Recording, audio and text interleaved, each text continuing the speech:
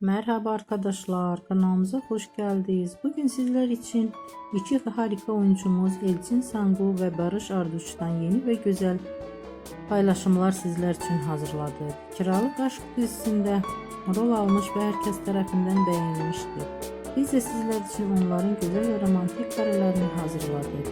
Bu videoların devamlı gelmesini istiyorsanız kanalımıza abone olup yorum yazmayı unutmayın. Böylelikle bizden bu kadar.